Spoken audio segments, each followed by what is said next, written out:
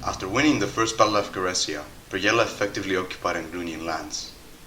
Afterwards, stories of a mysterious new world spread across Eltham, prompting Craterus Georgius Caecus II to got all financial support for the operation. During the strategic turn, tensions erupted inside the government, with Pateramendo, the Minister of Defense, expressing extreme irritation with Georgius' lack of funding. This disagreement led to Pateramendo's unwillingness to command the army. As a result of this unexpected turn, the Anglunians hired mercenaries, called their allies, and launched a fierce counter-offensive, quickly regaining firstly Goresia and soon after Dodoland. The people of Saloxia also started a rebellion and quickly signed a treaty with Anglunia to rejoin. In addition, the Anglunians started advancing towards the heart of Preyella's mainland. Craterus Georgius Caecus II is scheduled to give a critical statement in the aftermath of this severe fight, addressing the recent war and the future of Preyella. People of Preyella, today we stand on the precipice of adversity, facing a threat that seeks to challenge the very fabric of our nation. The winds of war blow upon us, and our resilience as a people will be tested like never before. In times of crisis, it is the duty of a leader to rise, to inspire, and to guide their people through the darkest hours. Today, I stand before you not just as your leader, but as a guard and break our spirit, shatter our unity, and extinguish the flame of our freedom. But let me be clear, they are gravely mistaken. We are a nation forged in the crucible of history, a people who have faced adversity and emerged stronger each time. Our ancestors fought for the ideals that define us, order, justice, and security. We will not allow those principles to be trampled upon the boots of Anglunia. As we look into the eyes of this threat, we must remember that it is not just our land they seek to conquer. It is our very way of life.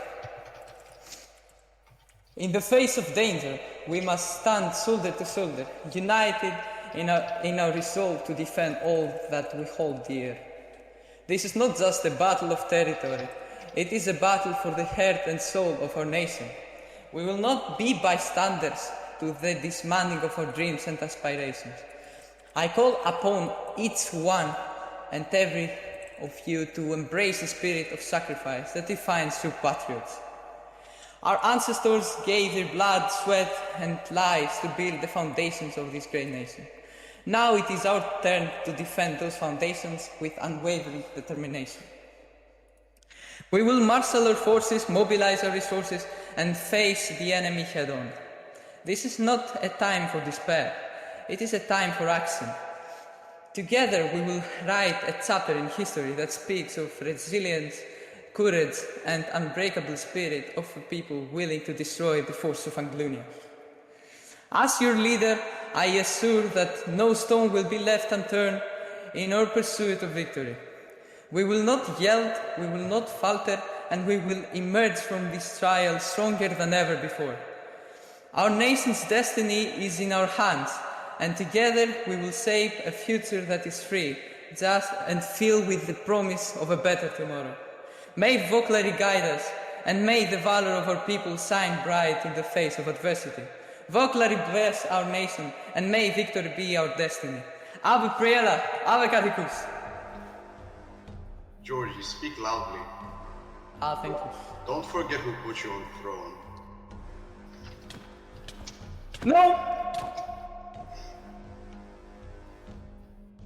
After the death of Georgius Caecus II, the state of Preyella fell into a consulship system, with the two assassins, Decius Caecus II and Pateramendo, becoming the consuls. The rest of the populace was very split, some supporting the new consuls, while others chose to stay loyal to the crown. In a weird twist, Decius Caecus II chose to reject the treaties of confederation with Erythia, as he was the rightful heir to the throne. On the other hand, Pateramendo supported the vassalization of Preyella by Erythia, as he believed it was the only way to survive the war against Anglunia. This divided the already disjointed folk even more, which led into the creation of the two political parties, the Pro-Erythrian party, which was led by Potatum Do, and the Loyalist party, whose head was the Decius Caricus II. Potatum Do, seeing the catastrophe that was in order, he decided to start swaying the populace into supporting the Pro-Erythrian side, with the south being secured first due to its smaller size and Potatum Do's residence being there. Afterwards, he decided to arm his supporters and cross the river, moving towards Galliopolis, the home and seat of the Loyalists. After some parleying, Potatum Do gave Decius Caricus II two choices. Either he could surrender, handing over control of Preyella, or being besieged, as well as a razing of the town.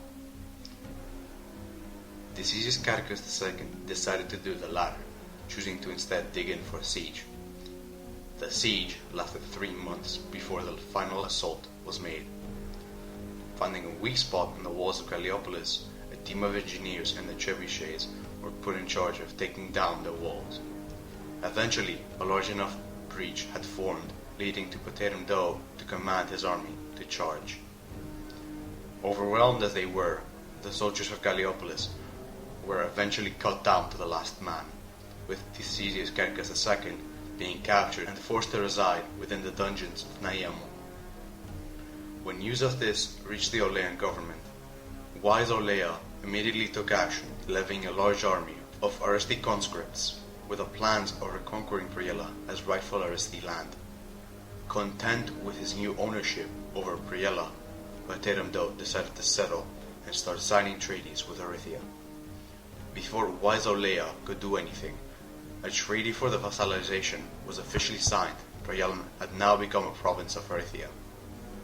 The Olean Council decided to tell Erythia what Potatum Do had done to get his position of power, hoping it would influence them into taking a completely different stance on the matter.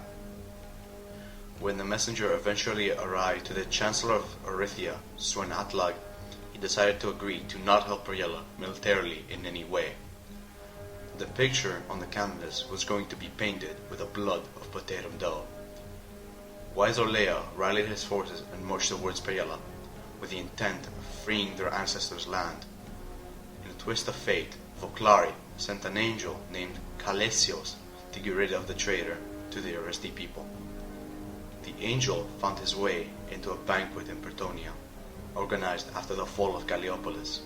There was tons of wine and mead, as well as expensive foodstuffs.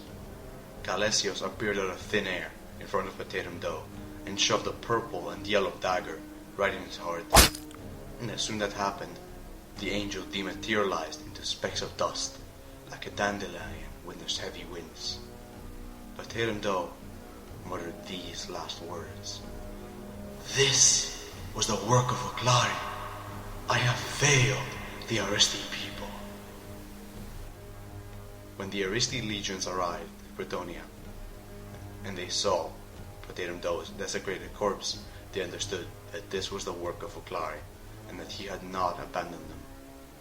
In the end, Preyella rejoined the Aristi nation as their right land claim, which leads us into a happily ever after.